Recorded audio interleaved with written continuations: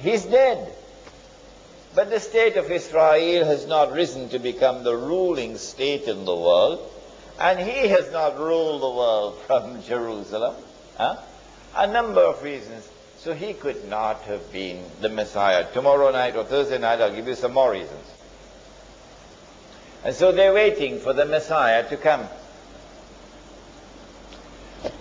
What they did not know, and you and I know, is that this was indeed Al-Masih.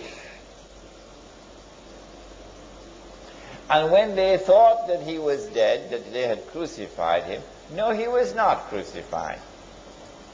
Allah made it appear unto them that he was crucified, and Allah raised him unto himself. So he did not experience something called maut. And since every soul must taste maut, who said so? Every soul must taste maut. Who said so? Yes, the Quran. Allah says so. Kullu nafsin za'iqatul maut.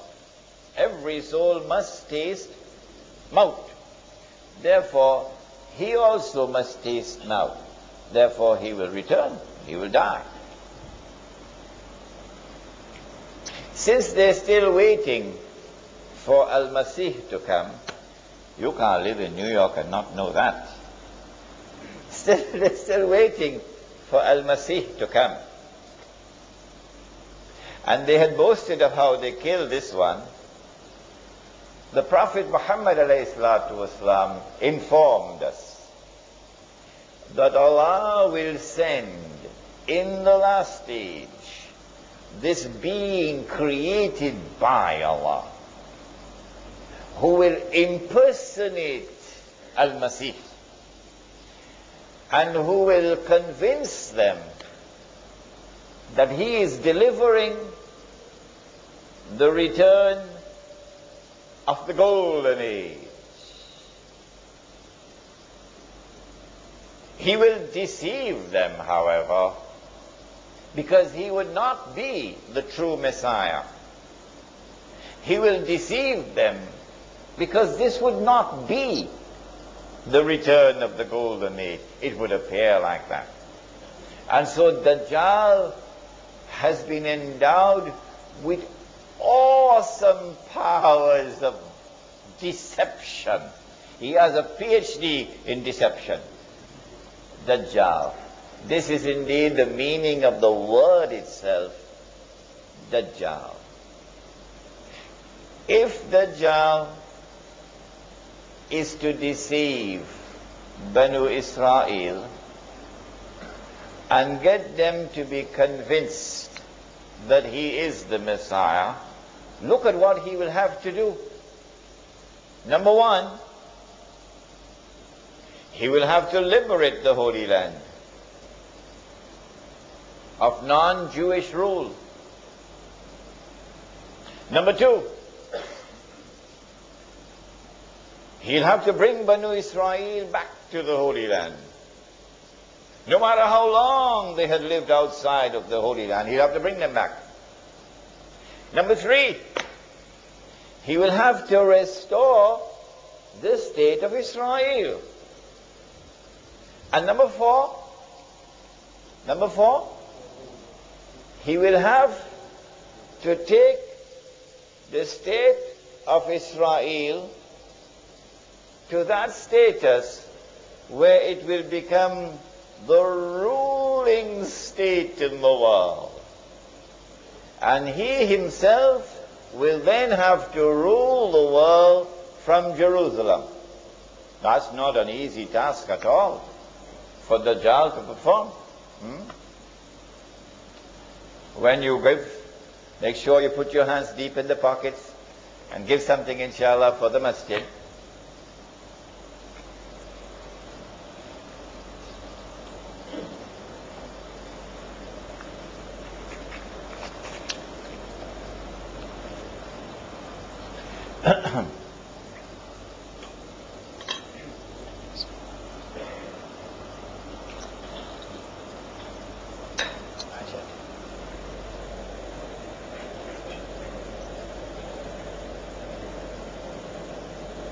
Now let's come to the first hadith. The very few I'm going to quote, but they're very important. The Prophet said, sallallahu ta'ala alayhi wa sallam, the hadith is in Sahih Muslim, and it is perhaps the most important of the hadith I'm going to quote tonight, this one. He said, when Dajjal is released, he will live on earth for 40 days. One day like a year. One day like a month. One day like a week. And the rest of his days like your days.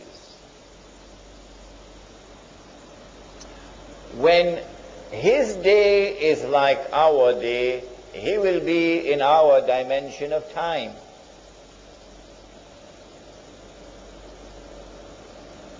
But prior to that, he would not be in our dimension of time, because his day would not be like our day. When he is in our dimension of time, at that time it will be possible for us to see him. At that time he will appear as a human being. A human being, not a system, not a civilization, a human being. And he would be a Jew. And he would be a young man, powerfully built, with curly hair. At that time, when he appears in the world, in our dimension of time, the Prophet said, alayhi salatu wasalam, he will come from the east. He pointed his finger 20 times to the east. Dajjal will come from the east. But what about prior to that, when he will not be in our dimension of time? Where will he be, for example, when his day is like a year? Where will he be? Do we have any answer to that? He's going to be on earth, but we won't be able to see him. The angels, are they here in this room? Yes. How many? Each one of you have 2 angels on your forehead, on your shoulders. So there are many angels right here in this room. They are on earth. Are they in our dimension of time? No. No, no, no. So they don't perform salat according to our timetable. Huh? Fajr for them is not Fajr for us. If we were to go into that day in which they live, and we have to perform salat, can we perform salat according to this timetable? No, we don't have to calculate to do it. Can an angel come into our world? Can an angel come into our dimension of time so we can see the angel? Huh? Huh? Yes. Which one? Yes, Jibreel alayhi salam came as a human being, right in the masjid. Are there jinn in this masjid now? Oh yes, they are. They are on earth. Can we see them? Are they in our dimension of time? No, they're not. But can they enter into our dimension of time? Yes. Mr. Shaitan himself, Iblis, he came as a human being, as an old man, remember, with a walking stick. So Dajjal will enter into our dimension of time one day. We see him.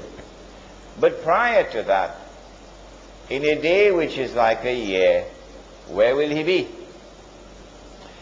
It is from that location that he will commence his attack. he will begin his effort. Number one, to liberate the Holy Land. Number two, to bring the Jews back to the Holy Land. Number three, to restore the state of Israel. Number four, you know what's number four. From that location, he will begin the effort. Where will it be? Fortunately for us, we have the answer. And it is also in Sahih Muslim. It is known as the hadith of Tamim al-Dari. Listen to it carefully now. Tamim al-Dari was a Christian who took the Shahada, became a Muslim in Medina. He came to the Prophet ﷺ and narrated an experience which he had. The Prophet ﷺ, after the Salat in the masjid, asked the people, sit down, sit down. I have something to tell you. Tamim al-Dari has come to me and told me something about Dajjal, which confirms what I have been saying to you. So we know that what is contained in this story is true. What did Tamim al-Dari experience? He said that he and some 40 of his companions went on board a ship. So you need water, eh? So they have to go in some place where you can travel with a ship, a sea or an ocean. And when they went on board the ship, a storm came. And the storm blew the ship for 40 days for a whole month, sorry, not 40 days. The storm blew the ship for a whole month before they reached land. Now, if you are on the western side of Arabia, which is Hijaz, and you get on board a ship, there are only two seas on which you can travel. One is the Mediterranean Sea, and the other is the Red Sea. Only these two. But it seems very much unlikely, in fact impossible, for a ship to be on the Red Sea and for a storm to be blowing and that ship did not touch land for a whole month, because the Red Sea is very narrow. And so I have chosen